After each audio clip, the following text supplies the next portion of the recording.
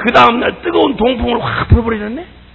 그러니 줄기 씹히고 동풍이 부니까 이파리가 와서 벌써 햇빛이 다시 내리쬐는 거예요. 그랬더니 또 이 깨달음이 또 왔어요. 요나 선배님이 이건 야훼께서 이랬구나. 날 또 이러셨구나. 그리고는 그분 또 특기가 또 나왔어. 날 죽여 또 이렇게 하고. 주님이 그랬다 이거지. 이러고 난리 구슬 떠니까 주님께서 그때서 주님이 정말 하고 싶으신 얘기를 하세요. 뭐라고 하세요? 이 악을 떠는 종에게 여러분 인간 중에 선택해서 하나님하고 가까운 사이를 만드셔서 주의 마음을 계시하여 이 마음으로 세상 백성들에게 하나님의 마음을 전하라고 그렇게 세워준 하나님하고 가장 가까운 종이 이 지경 틀리말리 하나님하고 마음 이렇게 멀리 선지자라는 직분을 갖고 말씀을 받았으면서도 하나님과 종 사이가 이렇게 틀리말리 멀어질 수 있다 이거예요. 그때 주께서 요나에게 요나야 너 이놈 네가 왜 그렇게 성질을 내느냐. 죽기까지 성질을 내도 합당하리이다. 무엇 때문에 성질 내는데? 박농쿨을 인하여 냅니다. 이랬을 때 주님이 이렇게 물으셨어요. 그래, 너 성질 내는 것까지는 내가 이해를 하겠는데 네가 성질 내는 이유가 뭐냐? 네가 박농쿨 씨를 심었냐? 거름을 줬냐? 넌 자빠져 잘 때 그냥 저절로 피어난 거 아니냐?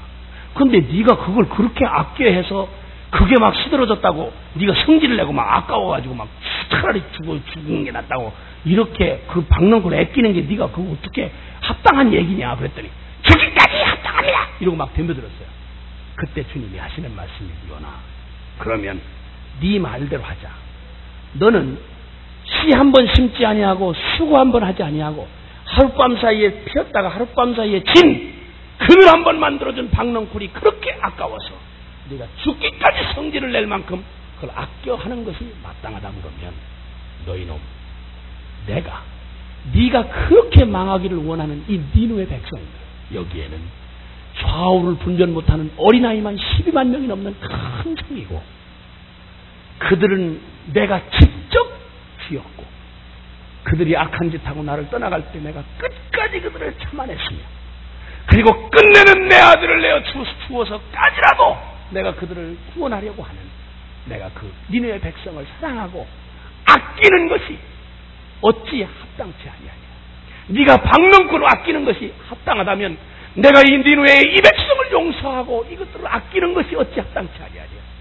여러분 주여 주여 하고 주의 이름으로 밥 벌어먹고 주의 이름으로 주의 종이 되어 주의 말씀을 전한다고 하는 선지자와 하나님 사이의 마음이 이렇게 틀리말리 멀어져 있을 수가 있다고 주님 여기 우리에게 이 교훈으로 남겨주시는 것입니다. 이런 비극이 실제로 존재합니다. 여러분 이것처럼 비극적인 게 없습니다. 하나님의 마음을 가장 아프게 하는 것은 주여 주여 하면서 주님을 가장 가까이 있으면서 섬기면서 직분자로 혹은 주의 종으로 혹은 크리스찬 기독교인으로 여기 와 있으면서도 주님을 부르고 주의 습관에 관습적으로 익숙하고 혈통적으로 기독교인이라고 하면서도 주님의 마음하고 천리말리 떨어져 있을 수 있다고 주님이 말씀하시는 거죠. 이 비극이 바로 오늘날 우리에게 있는 가장 심각한 비극일 수도 있다고 주님 말씀합니다. 하나님은 이런 우리에게 주님은 이렇게 멀리 떠나간 우리의 마음을 주께서 다시 회복시키시고 돌이키사 주님과 우리의 마음이 하나가 되고 주님이 나를 알던 내가 주님을 아는 자로 우리에게 축복해 주시기를 원하십니다. 할렐루야 할렐루야. 고린도전서 2장 16절을 가서 봅시다. 빨리 고린도전서 2장 16절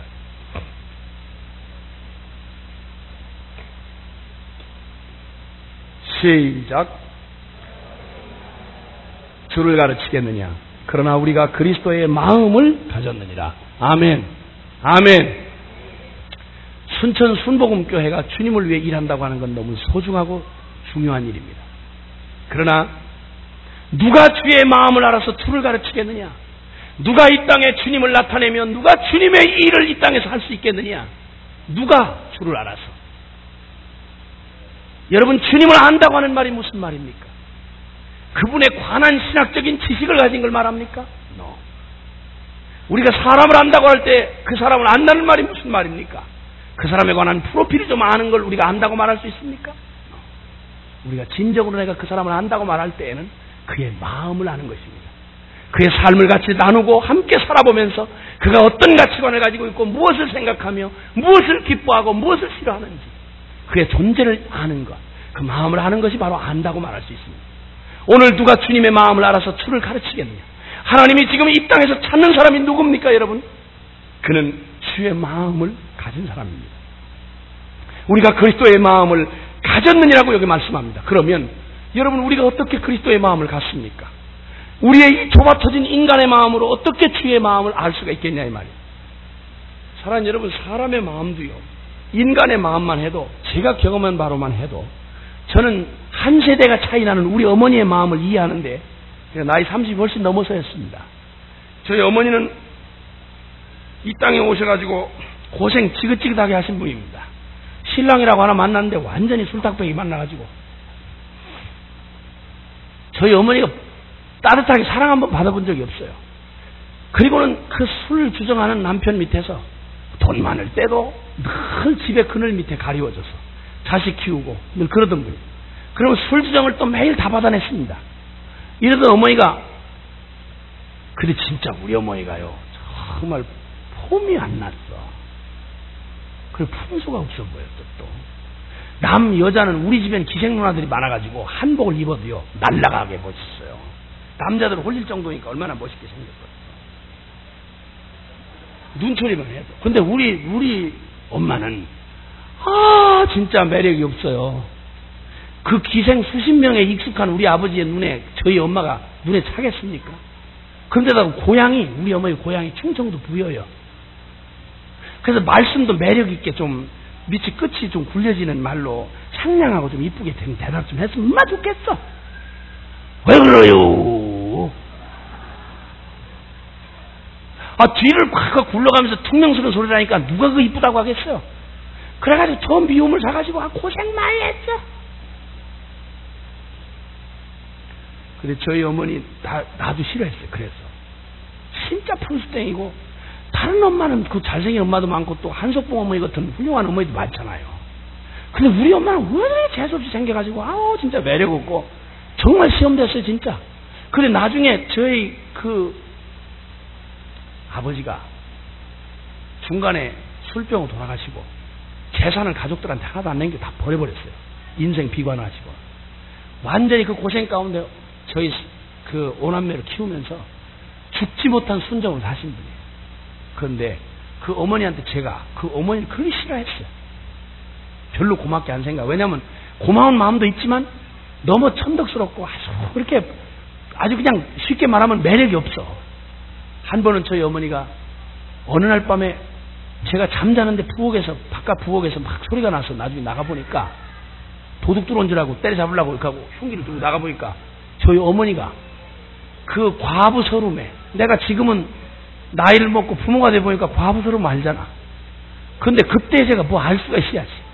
과부 서름에 밤중에 잠을 못 이루고 그 서러움에 그 울음을 울고 싶어도 자식들 깰까봐 그걸 자식들 한 번은 밤에 그 부엌에 혼자 나가서 이걸 팔을 불어 뜯어가면서 울음을 참는 그 꺼걱거리고 우는 어머니를 보면서 지금 같았으면 제가 우리 어머니 끌어안고 위로도 하고 같이 울어도 좋겠지. 근데 그때는 황석봉 어머니 같은 어머니도 많다는데 나 같은 놈은 재수 없어서 이런 재수 없는 어머니 진짜 이거 시험돼. 그냥 그릇을 미리 집어 던지고 가서 뒤지긴 하지. 살아서 된다고. 이 악독을 부리던 나쁜 놈이었습니다. 죽인 놈. 이런 자식놈을 위해서 죽지 못한 순정으로 사셨던 저희 어머니였어요. 그 어머니가, 그 어머니의 마음을 제가 이해할 수가 없었어요. 나중에 내가 자식 낳고 자식을 키우면서 제 아내가 어떤 사랑으로 우리 아이들을 키우는지 알고 내 마음이 쏟아지는 걸 제가 경험해 보니까 그래서 잘 몰랐어. 그 어느 날 우리 어머니가 예수 믿고 제가 우리 어머니 구원을 위해서 10년이나 기도를 해요. 10년이나. 근데 마음 좋은 사람 쳐놓고 예수 믿기가 그렇게 어렵잖아요. 예수 좀 믿읍시다. 죽은 놈 소원도 들어준다는 데서 한 자식놈이 부탁을 하면, 당신 자식을 이렇게 변화시킨 예수님이 궁금하지도 않아? 진짜 이 어머니 이상한 어머니네. 예수를 믿자. 그러면 뭐라 그런 거야? 아이, 그럼 예수님은 참 좋은 일이야. 니나 믿어.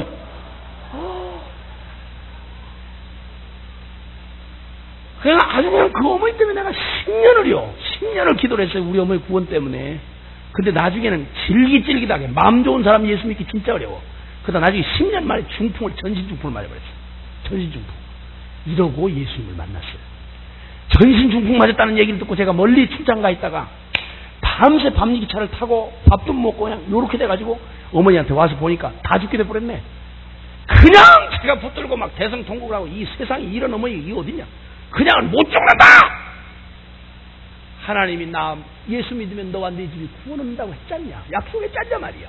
우리 어머니 그냥 못 데려갑니다. 지옥으로 못 데려가십니다. 그러고 막 울매 불매 그냥 병원에 떠나가고 난리를 치고 하나님께서 그날 그 자리에서 기적을 베풀었어. 우리 어머니가 다 밀가루 반죽처럼 다 흘러내렸던 전신중풍 맞은 어머니가 동자가 다 풀렸던 어머니가 그 기적같이 그 자리에서 눈이 돌아오고 입이 돌아오면서 거기서 정신을 차리고 제가 전하는 복음 듣고 그 자리에서 예수 그리스도를 영접하고 구원받아. 할렐루야. 10년 기도가 응답이 된 거예요. 그래서 일부 순서가 아주 화려하게 끝났네. 근데 이 중풍은 심장하고 관계된 병이잖아요. 그게 이제 진정을 시켜야 되는 거예요. 이제 진정을 시켜요. 그래서 어머니 이제 어지간히 하고 이제 진정하고 앞으로 두고 감격하면 되니까 좀 이제 일부 순서 끝났으니까 좀 주무시라고. 그리고 저도 너무 고단해가지고 어머니 그 침대에 들어가 고개를 하고 잠이 들었어요. 느낌 이상한 거야. 느낌 이상해서 보니까 저희 어머니가 분명히 일부 순서가 끝났는데 백엔잇이 다 젖도록 우는 거예요. 백엔잇이 다 젖, 눈물을 흘리는 거예요. 펄펄. 아직도 완전하게 다 돌아온 건 아니지만 어지간히 이제 의식 차리고 그 정도인데 이거 흥분하면 또 안 되잖아요. 그래가지고 제가 어머니한테 진정시키나 어머니 무슨 얘기요? 지금 일부 순서 끝났는데 무슨 얘기요? 너무 감격해도 좀 차근차근 해야 되니까 왜 그러는지 이유를 얘기해라. 나한테 얘기지 말로 해봐라. 말로 풀어라. 저희 어머니가 하는 우는 이유, 백엔잇이 다 젖도록 우는 이유를 저한테 얘기를 들려주신데 뭐라 그런 거 아니? 딱 한마디로 그 어집은 말로 아이고 야야 너가 너무 안 됐다 야. 내가 밤기차 타고 잠도 못 자고 먹지도 못하고 와서 놀래가지고 얼굴이 요렇게 됐으니까 그 자식 그렇게 얼굴 그렇게 됐다고 그게 마음이 아파가지고 주제 파악도 못하고 당신 지금 중풍 맞아 돌아갈 판이에요. 근데 자식놈 요렇게 됐다고 이게 마음이 아파서 백엔잇이 다 젖도록 우는 어머니. 그날 그날 갑자기 가슴에 뭐가 여기 목구멍에 뜨거운 게 확 치밀어 오르면서 어머니 그 어머니가 그냥 통째로 느껴지기를 시작하는데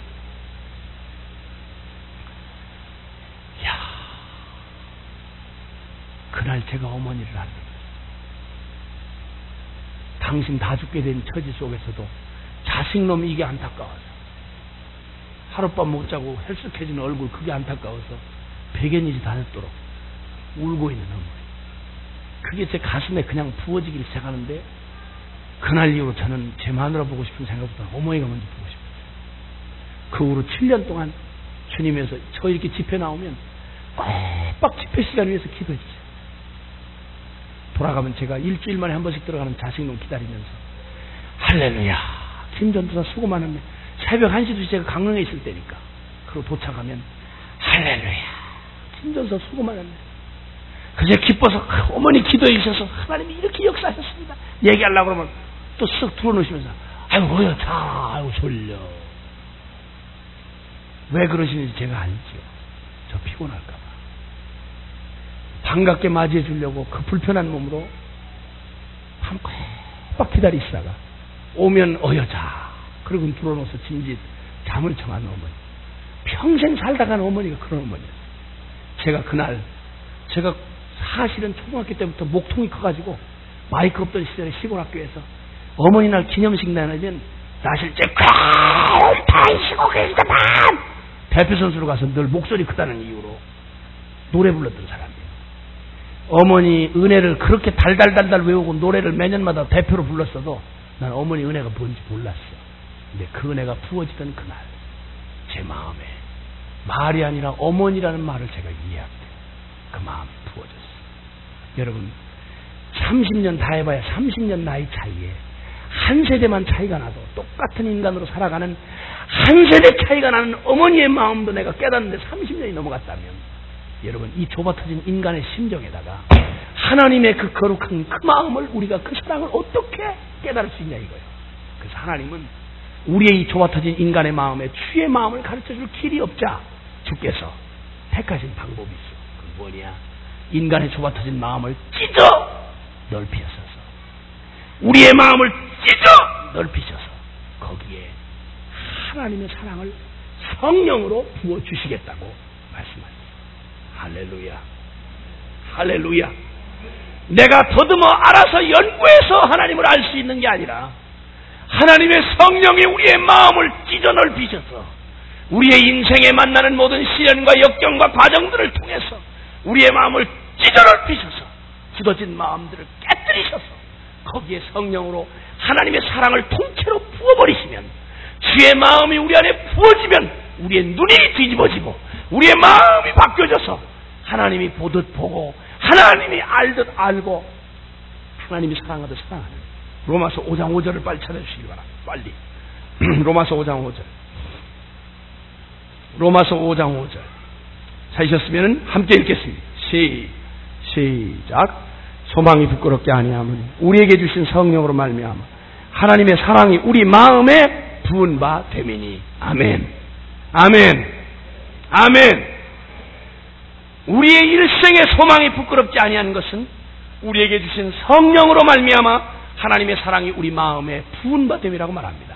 여러분 이 성경에 우리의 존경하는 성경의 위인들 선배들은요 우리와 똑같은 인간의 약점을 가지고 우리처럼 그렇게 살고 싶지만 살 수가 없고 사랑하고 싶지만 미워할 수밖에 없고 결심을 하지만 각오가 끼어질 수밖에 없는 우리와 똑같은 성정을 가진 사람들인데 이 사람들이 어떻게 이 육신의 한계에 갇혀 살면서도 어떻게 주님 주신 순리의 길을 끝까지 흔들리지 않고 갈 수 있었느냐?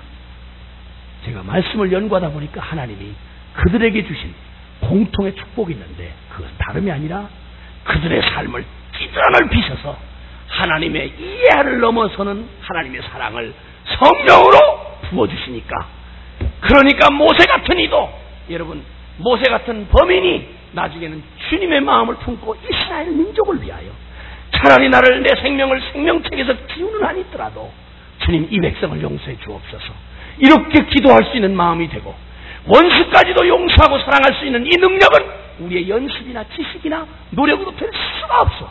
이건 오직 우리 안에 부어주신 하나님의 마음이 우리로 그렇게 하게 하시는 거예요. 할렐루야. 하나님 이 은혜를 성령으로 우리에게 부어주시겠다고 말씀하세요. 그런데 놀라운 것은 진짜 여러분 그렇게 행하신 하나님의 일을 우리가 볼 수 있어요. 여러분 성경의 호세아서에 보면 호세아라는 선지자에게 하나님이 호세아가 이해할 수가 없는 이 백성 이스라엘 하나님의 백성 이스라엘을 사랑하시는 하나님의 사랑의 메시지를 전하도록 하나님이 그를 선지자로 부르셨어요. 그런데 아무리 말로는 들어도 그 마음으로 담을 수가 없는 하나님의 너무너무 이해할 수 없는 사랑을 그에게 주님 주시려고 이스라엘 백성들에게 하나님의 말씀과 사랑을 전하게 하시려고 선지자 한 사람을 선택했어. 그게 호세아입니다. 호세아를 선택하신 후에 주님은 그냥 말로 해서는 못 알아들으니까 주께서 그 일생을 아주 완전히 사용하시는데 하나님이 호세아에게 장가를 보내셨어. 장가를. 호세아야 너 장가 들어라. 하나님이 선지자라고 다 장가 가는 게 아닌데 하나님이 호세아에게 특별히 장가를 가라고 하시더니 그 바쁘신 하나님께서 중심까지 서주셨어요. 중심까지. 그 중심 서주시는데 여자를 하나 소개를 해주셨는데 하나님이 직접 선지자한테 너 이 여자한테 결혼해라 이렇게 하셨는데 그 여자가 누군가 하니 여러분 성경에 아시는 대로 따라합시다. 고멜.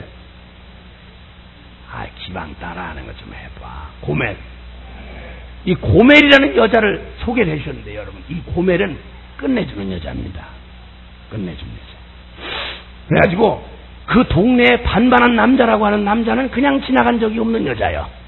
그러니까 이 여자는 동네 여자야. 쉽게 말하면 이런 여자를 그 순진한 호세아 선지자한테 결혼을 주님이 시키셨어요.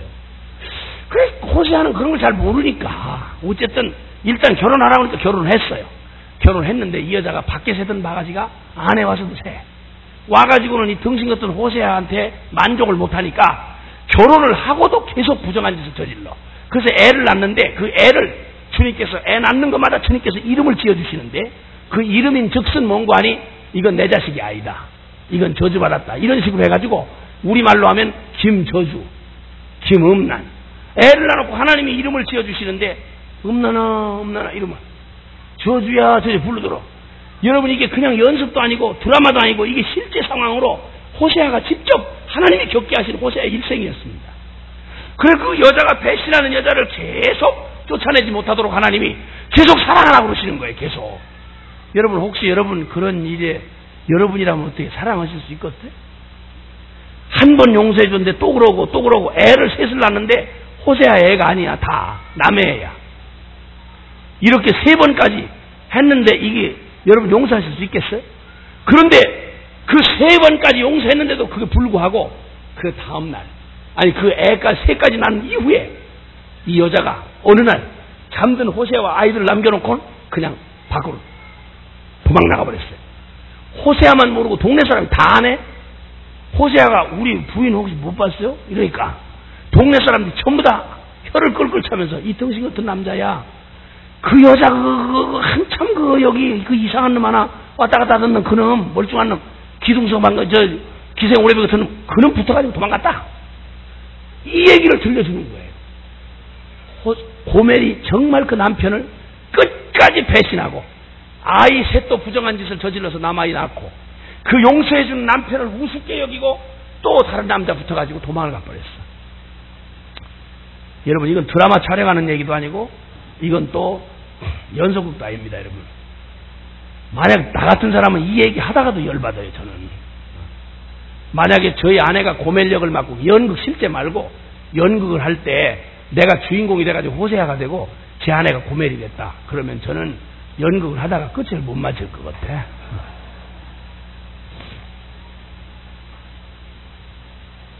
여러분 같으면 어떠시겠어요? 그런데 주께서 그 아픈 배신을 당하고 났는데 이 여자가 그 남자한테도 또 버림을 받았어요. 이래가지고 나중에는 공식 창녀가 됐습니다. 신전에 돌아다니는 창녀가 돼가지고 몸뚱이가 완전히 고깃값으로 팔려다녀요. 이렇게 나이도 늙었지 몸은 공식 창녀지 걸레 쪽이 됐지 이젠 돈 몇 푼에 팔려다니는 불쌍한 처지가 됐는데 어느 날 하나님께서 그 아픈 배신을 당하고 있던 호세아에게 호세아의 가슴이 천간에 막아 다 찢어진 거지요.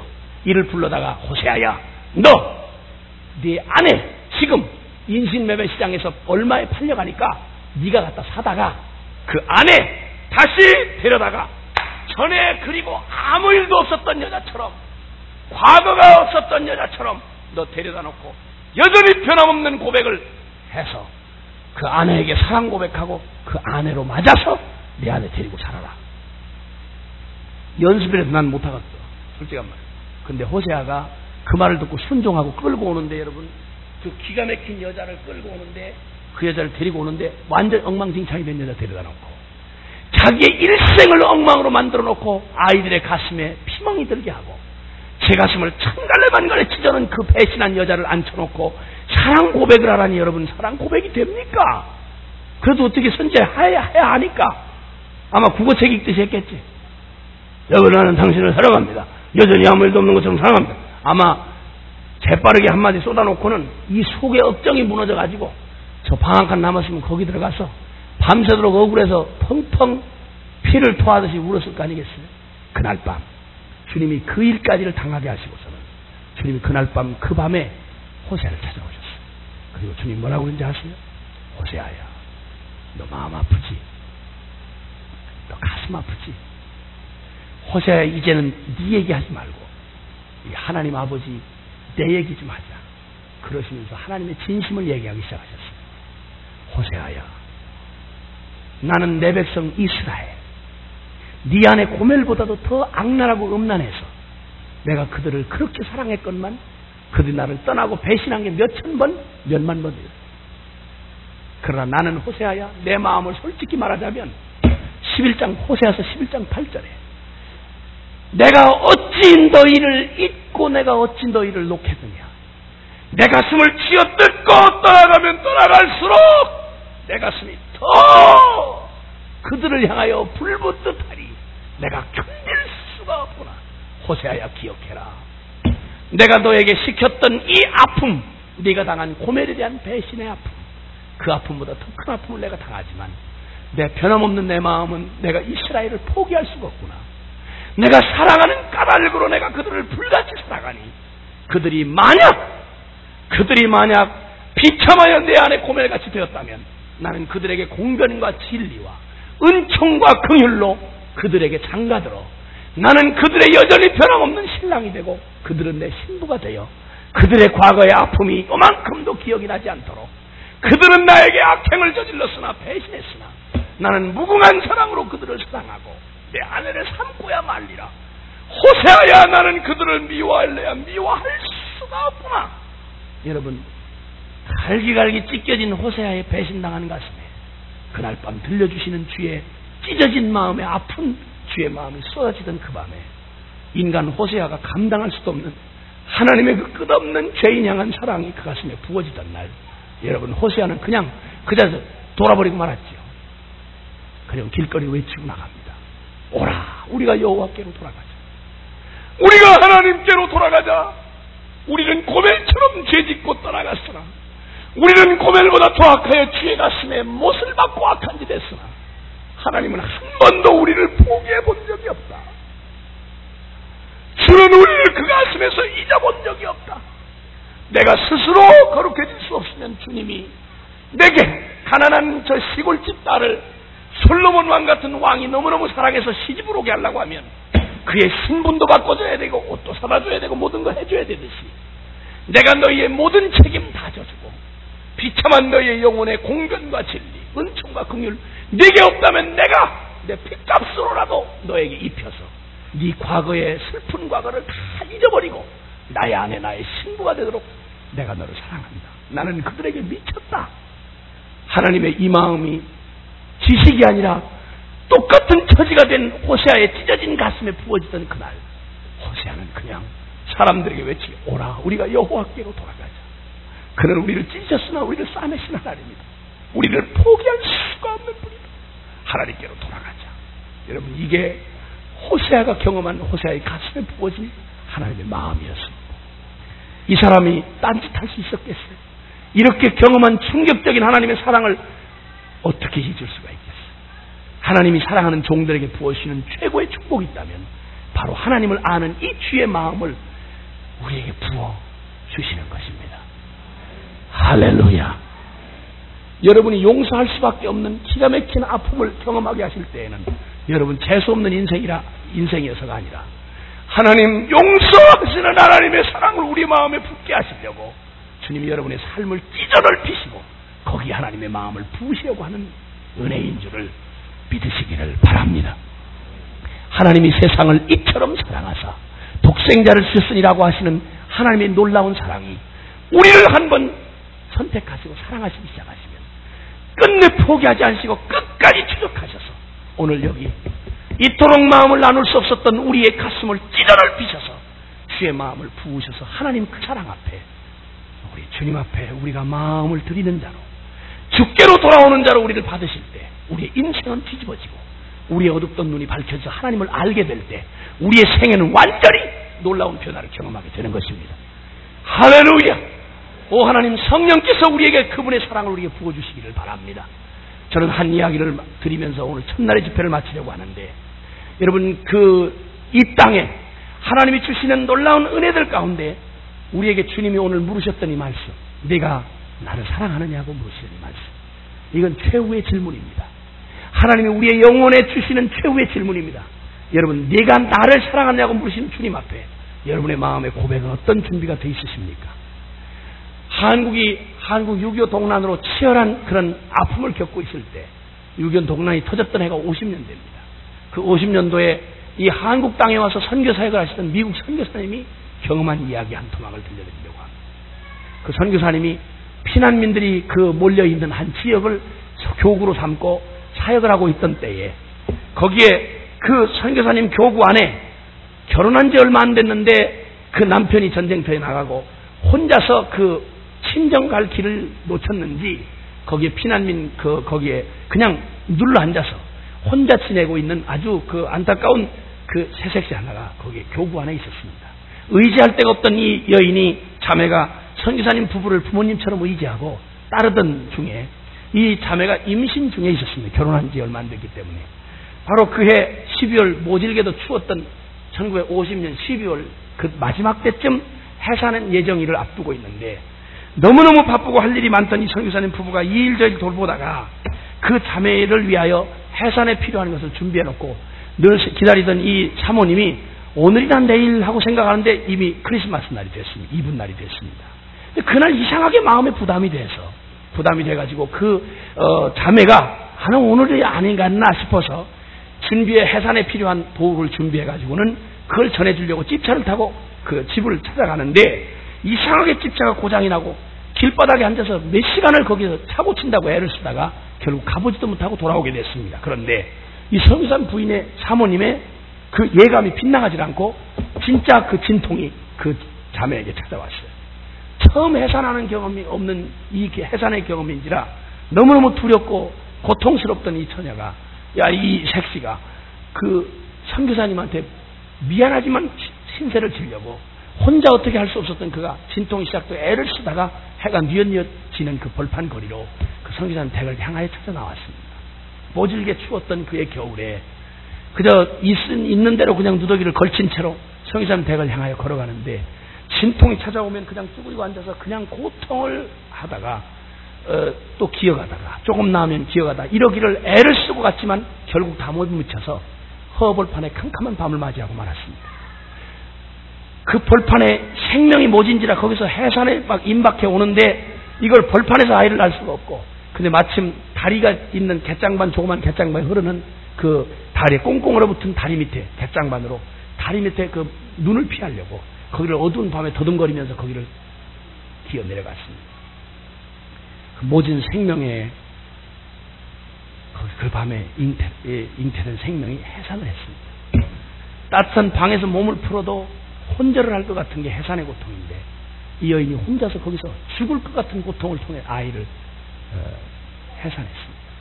핏덩어리를 쏟아놓고 났는데 이건 그냥 죽는 길밖에 없는 아무리 소리를 질러도 그 늦은 밤 흉흉한 때에 누가 그 늦은 밤에 거기 나타날 리가 없습니다. 벌판에. 어쩔 줄을 모르고 그냥 기절을 해서 까무러쳤던 여인이 정신을 차리고는 이 핏덩어리 아이를 그냥 버려둘 수가 없는 생전 처음 나온 분신인데 그래서 그걸 급히 그냥 자기 옷을 벗어서 핏덩어리를 쌌습니다. 불안한 거예요. 이러다 죽을 수밖에 없는데 불안한 거예요. 어찌할 바를 모르던 이 여인이 소리쳐도 대답할 리가 없는 그곳에서 혼자 그 캄캄한 밤에 고통하던 이 여인이 드디어 무슨 생각을 했는지 자기 옷을 또 벗었습니다. 벗고 싸놓으니 또 불안하고 또 벗었습니다. 나중에는 거의 다 벗고 싸고 그리고는 그냥 기절을 해서 쓰러져 말았습니다. 밤은 그 모진 긴 겨울밤이 그렇게 지나갔습니다.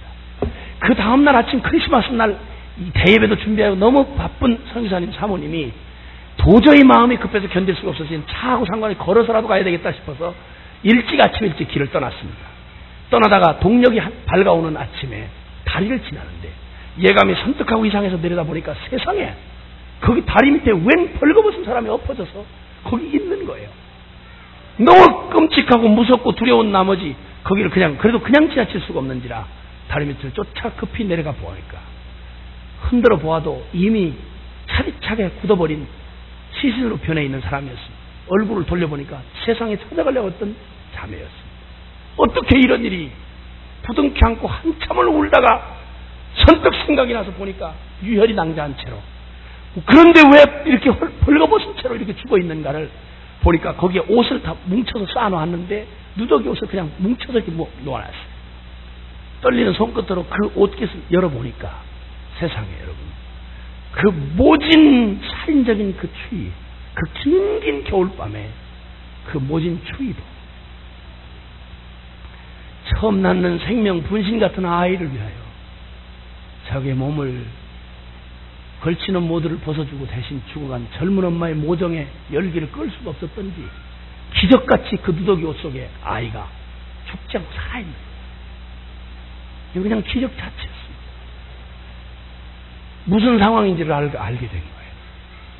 아이를 위해서 그 옷을 벗어주고 대신 죽어간 그 젊은 엄마의 그 희생이 사모님의 가슴을 먹먹하도록 충격을 줬습니다.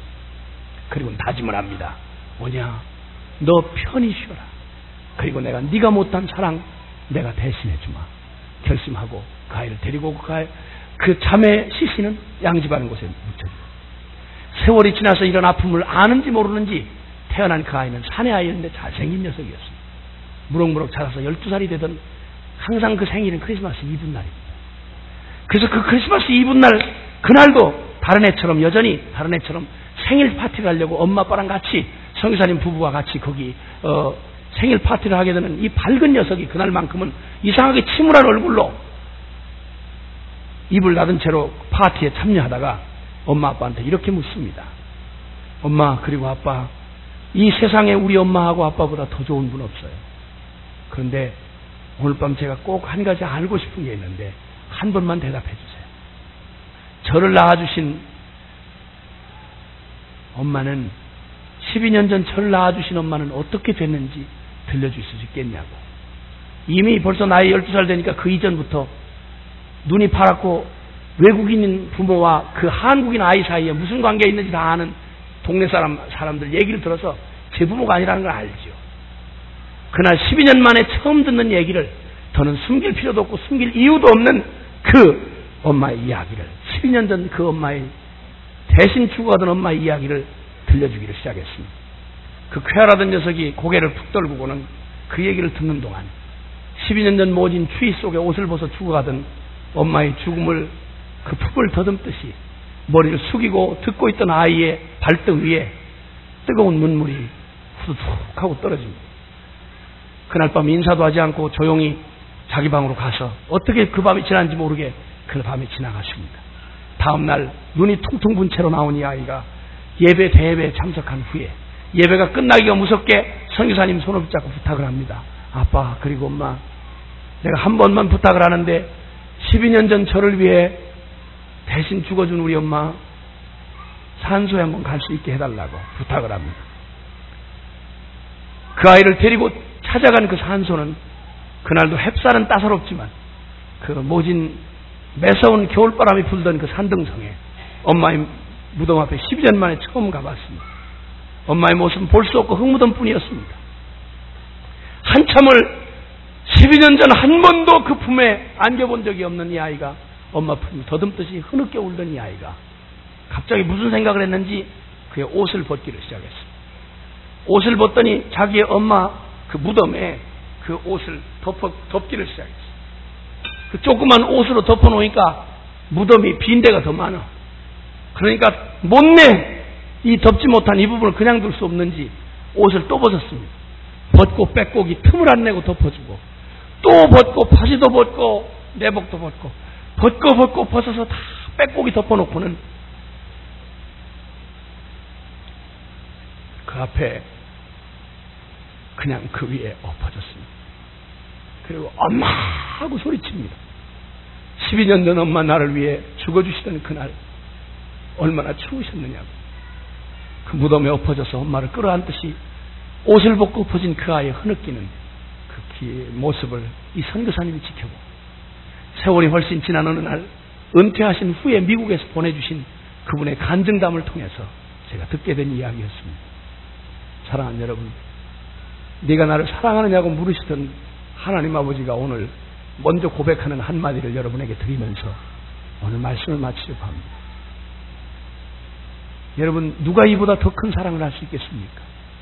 사랑하는 자식을 위해 대신 옷 벗어주고 죽어간 젊은 엄마의 사랑보다 더 숭고한 사랑이 이 땅에 어디 있겠습니까? 그러나 저는 오늘 밤 저는 그것과도 비교할 수 없는 한 분의 사랑을 여러분에게 얘기하고 싶어 여기까지 왔습니다. 그것은 바로 이 여인은 사랑하는 자기 자식을 위해 죽어주었지만 영원히 하나님 생각도 안 해보고 지옥 형벌받을 영원한 죄인인 우리를 배신하고 고멜보다 더한 배신으로 떠나가는 나를 위해서 당신의 아들을 아낌없이 내어주신 하나님, 세상을 입처럼 사랑하사 하나밖에 없는 독생자 아들 예수 그리스도를 내어주시던 하나님의 그 큰 사랑을 오늘 여러분에게 들려주고 싶어서 여기 왔습니다. 우리 잠깐 기도하십시다.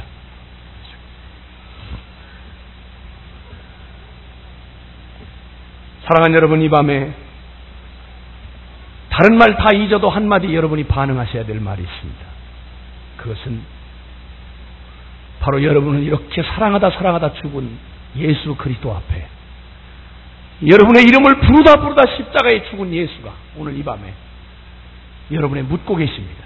네가 나를 사랑하느냐고 물으십니다. 여러분이 지금까지 주여 주여 하면서 여러 직분 여러 책임을 가지고 교회 생활하며 신앙생활 해오셨습니다. 아니 어떤 분은 오늘 처음 교회 나오신 분도 있을 수 있습니다. 오늘 이 밤에 주께서 여러분에게 이 사랑으로 여러분을 위해 여러분 이름 부르다가 죽은 예수 그리스도 부활하신 주께서 오늘 우리에게 묻고 우리에게 청하십니다. 네가 나를 사랑하느냐고 물으십니다. 여러분 우리가 대답할 말은 어떤 말이 준비되어 있으십니까? 주님, 내가 당신 앞에 부끄럽지만 주님 앞에 내가 주님을 사랑합니다 하고 고백할 분들은 여기 마음이 준비되신 분들이 있으십니까? 오늘 이 첫날 주님 앞에 우리의 마음으로 멀어졌던 우리가 주님 앞에 돌아와서 그분에게 드리는 가장 최고의 선물이 하나 있다면, 주님이 그렇게도 듣고 싶은 한마디에 여러분의 고백이 있다면 그것은 바로 내가 주님을 사랑한다고 하는 고백인 것입니다. 온 마음을 다하여 뜻과 정성 다해서 이 여인의 사랑과 비교할 수 없는 하나님의 크신 사랑 앞에 우리의 온 마음으로 반응을 해야 하겠습니다. 오 하나님, 제가 여기 있습니다. 날 좀 받아주십시오. 그리고 제가 주님을 사랑한다는 고백을 이 밤에 드리기를 원합니다. 주님, 부끄럽고 실패뿐이고 허물투성이한 과거를 가지고 살아왔지만 이 밤에 물으시면 주님 다시 한번 저의 고백을 드리며 나아갑니다. 혹시 주님 앞에 여러분의 참 부끄럽지만 주님 앞에 고백 드리고 싶은 고백이 있으신 분이 있다면 여러분의 두 손을 좀 높이 들어 하나님 앞에 우리의 마음을 표하고, 주님, 내가 주님을 사랑합니다. 내가 온 이 두 손 전부로 당신의 그